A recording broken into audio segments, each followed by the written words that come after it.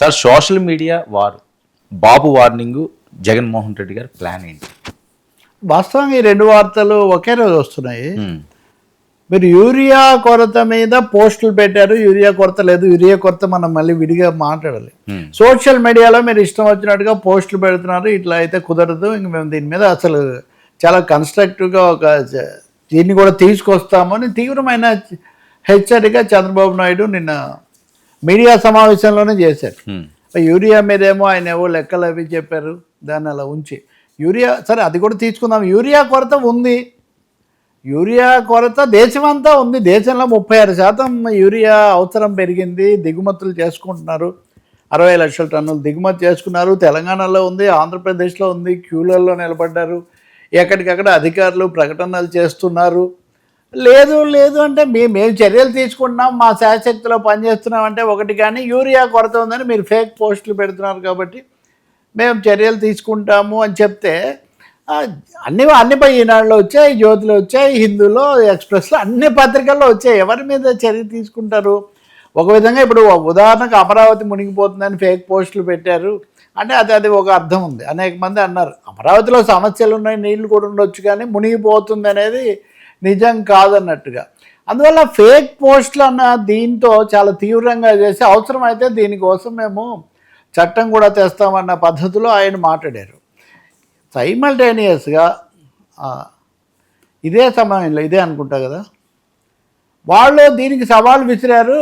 Jaganmohan Reddy YCP official ట్విట్టర్లో వాళ్ళు మీరు నిరూపించగలరా మేము పెట్టింది ఫేక్ పోస్ట్ అని. వాళ్ళు 9వ తారీఖు ఏదో ఆందోళన అన్నారు. వాళ్ళు ఇప్పుడు ఆందోళన, కానీ రైతు సంఘాలు కానీ లేకపోతే ఇతరులు కానీ ఎప్పటి నుంచో ఆందోళన చేస్తూనే ఉన్నాయి. అవి ఆంధ్రప్రదేశ్లో ఉంది. ఉదాహరణకు నిన్న తెలంగాణ మంత్రి తుమ్మల అక్కడ చెప్పాడు, మేము 11 లక్షల టన్నులు అడిగాము, మాకు 9.8 లక్షల టన్నులు కేటాయించారు, అందులో మాకు వచ్చింది 5-6 లక్షల టన్నులు కూడా లేదు అని. ఆంధ్రప్రదేశ్ పరిస్థితి కూడా ఇంత దేశమంతా ఉంది ఈ సమస్య. కాకపోతే ఇక్కడ పులి మీద పుట్రలాగా నిన్న ఆ మాజీ మంత్రి కాకాని గోవర్ధన్ రెడ్డి ఒక ఆరోపణ చేశాడు. యూరియా 7 లక్షల టన్నులు వచ్చింది, కానీ ఇందులో 5 లక్షల టన్నులు బ్లాక్ చేశారు, దీనికోసం 270 కోట్లు అవినీతి జరిగిందని ఆయన ఒక ఆరోపణ చేశారు. దాని మీద తెలుగుదేశం ఎదుర్కోవచ్చు, కానీ మీడియాలో కానీ సోషల్ మీడియాలో కానీ ఇలాంటి పోస్టులు పెడితే మేము వాటి మీద చర్య తీసుకుంటాము అని చెప్తే మటుకు చాలా సమస్యలు ఉన్నాయి అట్లాంటివి, ఇంకా మన ముందు చర్చకు. ఇక్కడ రెండో వైపును చూస్తే నిన్ననే సజ్జల రామకృష్ణారెడ్డి వాళ్ళ పార్టీ సమావేశం జరిపారు, సోషల్ మీడియా సమావేశం జరిపారు.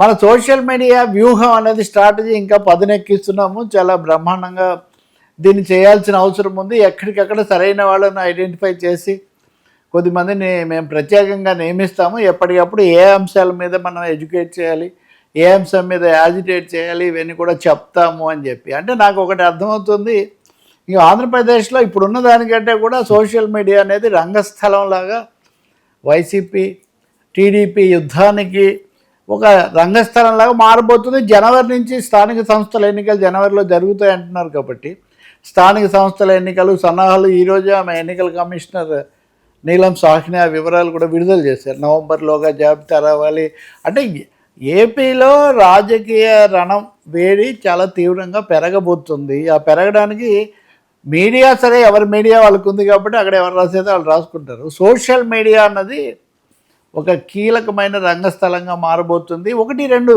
మీకు చాలా తమాషగా ఉంటుంది. లోకేష్ పోస్ట్ పెట్టాడు, జగన్మోహన్ రెడ్డి తన తల్లిని సరిగ్గా అక్కడ వేడి ఉత్సవం దగ్గర చూడలేదు అని. వెంటనే వైసీపీ వాళ్ళు మళ్ళీ దానికి కౌంటర్ పోస్టు, ఇదిగో మీరు అంతకుముందున్న బొమ్మ తప్పించి తర్వాత పెట్టారు చూడండి, జగన్ తల్లిని ఎంత గౌరవంగా విజయమ్మని ఆలింగనం చేసుకున్నాడని వాళ్ళ ఫోటో, అంతకుముందు మీరే ఇలా చేశారని మళ్ళీ ఇంకో పోస్టు. అంటే ఆ వ్యక్తిగత వ్యవహారాల నుంచి ప్రజా సమస్యల వరకు అన్ని విషయాల మీద ఒక పోటాపోటీగా మీడియా పోస్టులు వచ్చేట్టుగా కనిపిస్తుంది. ఇంకోటి కూడా తెలుగుదేశం తరఫున కాస్త వాయిస్ ఉండి గట్టిగా మాట్లాడేవాళ్ళు లేదా మహాసేన్ రాజేష్ లాంటి వాళ్ళు వీటి మీద చాలా విశ్లేషణాత్మకంగా చెప్తున్నారు. ఇంతకుముందు కొంతమంది కాస్త దూషణలు తిట్లు వీటికి పరిమితమైన పరిస్థితి నుంచి. కాబట్టి ఏపీ పాలిటిక్స్ ఇప్పుడు సోషల్ మీడియా టర్న్ తీసుకుంటున్నట్టుగా కనిపిస్తుంది. వాళ్ళ రాజకీయాల వాళ్ళు ఎవరైనా ఎంతైనా చెప్పుకోవచ్చు, కానీ ఇష్యూస్ అనే వాటిని తెస్తే మటుకు భరించడానికి పాలకులు సిద్ధంగా ఉండాలి. ఎవరు ప్రతిపక్షంలో ఉంటే వాళ్ళు సమస్యలు ఎక్కువగా చూపిస్తుంటారు. ఉదాహరణకు ఒక ఛానల్ చూస్తున్నాను, అక్కడ శ్రీకాకుళం దగ్గర రోడ్లు బాగాలేవు, నీళ్లు బాగా అని, ఇవే కదా ఇంతకుముందు చూసింది కూడా. కాబట్టి అంటే చంద్రబాబు అయితే మటుకు చాలా తీవ్ర ప్రచారం జరుగుతుంది, మన ప్రచారం చాలటం లేదు అనేది కదా ఆయన స్లోగన్. కేబినెట్ మంత్రుల మీద కూడా ఆయన విమర్శ అదే, మనం చేసేవి మీరు చెప్పడం లేదు, మన మీద దాడి జరుగుతుంటే మీరు తట్టుకోవడం లేదు, అంటే ప్రభుత్వం మీద దుష్ప్రచారం జరుగుతున్నదాన్ని ఎదుర్కోవాలి అని టీడీపీ సిద్ధమవుతుంటే వైసీపీ వాళ్ళు మరింత తీవ్రంగా మనం ఈ ప్రచారం చేయాలని వాళ్ళు కూడా కత్తులకు పదును పెడుతున్నట్టుగా కనిపిస్తుంది. So this is the situation తాజాగా. యా సరే యూరియాది ఇది అబద్ధం అనుకోవాలా? తెలంగాణ లేదండి, అది తెలంగాణ ఆంధ్ర దేశమంతా ఉందండి. ముఖ్యంగా 12 రాష్ట్రాల్లో యూరియా కొరత ఉంది. అంటే ఇదేంటి ప్రభుత్వ వైఫల్యం అనుకోవాలా, లేకపోతే మీరు ఏమన్నా ఏదైనా ప్రభుత్వమే కదా, ఈ చర్చ సరిగ్గా లేకపోతే నిన్నో నన్నో అంటారు, ఇంకెవరిని అంటారు చెప్పండి. అధికారంలో ప్రభుత్వం ఉంది, నా ముందు నుంచి యూరియా కొరత ఊహించబడింది. ఇప్పుడు ఉదాహరణకు చంద్రబాబు నాయుడు ఈరోజు ఇలా అంటున్నారు, నిన్న ఒక ప్రాంతంలో రైతులు 2 పంటలు వేసి ఎక్కువ యూరియా వాడారు, అందువల్ల ఈ పరిస్థితి వచ్చిందని ఆయన ఒక చోట ఎక్కడో అన్నారు. తెలంగాణలో ఉంది, ఆంధ్రలో ఉంది, దేశం అంతా కూడా ఉంది. ముఖ్యంగా రామగుండం ఎరువుల కర్మాగారంలో మరమ్మతులు రావడం, దానివల్ల దేశంలో మామూలుగా నిల్వ ఉండే యూరియా నిల్వ కంటే ఇప్పుడు ఒక 61% తక్కువ నిల్వ ఉంది. 61% స్టాక్ తగ్గింది ఉండాల్సింది సరఫరా చేయడానికి. ఇంకా దాంట్లో మళ్ళీ రాజకీయ అవసరాలు, ఎవరి మొగ్గులు ఇవన్నీ ఉంటాయి కదా. ఉదాహరణకు మాకంటే ఆంధ్రప్రదేశ్కి అవసరాన్ని మించి సరఫరా చేశారు ఎన్డీఏ పార్టీ కాబట్టి అని తెలంగాణ మంత్రులు ఆరోపిస్తున్నారు. మీరు విఫలమయ్యారు, కేసీఆర్ ఉన్నప్పుడు చూడండి అసలు లేవు, ఇప్పుడు చూడండి మీరు ఇందా చూపించారు కదా క్యూలు చూడండి, చెప్పులు చూడండి, ఇవన్నీ వాళ్ళు పెడుతున్నారు. ఇక్కడ ప్రాంతీయ పార్టీలు కాబట్టి ఇక్కడ ఒకరినొకరు అనుకోవటం తప్పితే జాతీయ స్థాయిలోని ఒక పెద్ద సమస్యగా ఉంది. అందులో ఇంకా రెండో అభిప్రాయం లేదు. చాలా కథనాలు ఉన్నాయి, రైతులు బాధపడుతున్నవి, స్థానికమైనవి. నేను 100 కథనాలు చూసా ఇప్పుడు వస్తూ కూడా. కాబట్టి తప్పకుండా యూరియా కొరతను అడ్రస్ చేయాల్సిన అవసరం ఉంది. ఇంకా రైతులను ఎడ్యుకేట్ చేయటము, ఏ ఎరువు ఎప్పుడు వాడాలి, ఇట్లాంటి వాటిలో లోపాలు చెప్తారా? మీరే అసలు వ్యవసాయ సలహాదారులందరినీ తీసిపడేశారు, చాలా వాటిని ప్రైవేట్ వాళ్ళకి ఇచ్చేశారు. వ్యవసాయ విశ్వవిద్యాలయాలు కూడా ఇప్పుడు తగిన నిధులతో తగినంతగా పనిచేయట్లేదు. ప్రతిదీ ప్రైవేటైజ్ చేసే ప్రాసెస్లో వచ్చిన ఒక దుష్పరిణామం ఇది.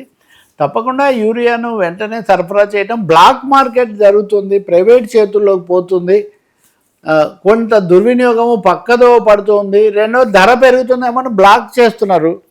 ఇప్పుడు 270 రూపాయలకి ఇవ్వాల్సిన యూరియాను 500, 600లకు కూడా అమ్ముతున్నారు ఆ బస్తా. ఇదంతా కొరత లక్షణమే కదా. కాబట్టి ఓకే, ఎవరైనా ఫేక్గా పెడితే, ఎవరైనా తప్పు చెప్తే దాని మీద మీరు వాళ్ళకి నోటీసులు ఇవ్వండి, తప్పేం లేదు. కానీ ఆ పేరుతో యూరియా సమస్య లేదు, గజం మిథ్యా పలాయనం మిథ్యా అనుకుంటే మటుకు తప్పు. యూరియా డిమాండ్ పెరిగింది, దిగుమతులకు ఆలస్యమవుతున్నాయి, రామగుండంలో మరమ్మతులు వచ్చి రిపేర్ వచ్చింది, అది మూలన పడింది 12 రోజులు 15 రోజుల పాటు. ఇన్ని కారణాలు స్పష్టంగా కనిపిస్తున్నాయి. కానీ రైతు మీద అయితే 270 రూపాయలది 500కు 600కు కొనాల్సిన భారం పడుతుంది.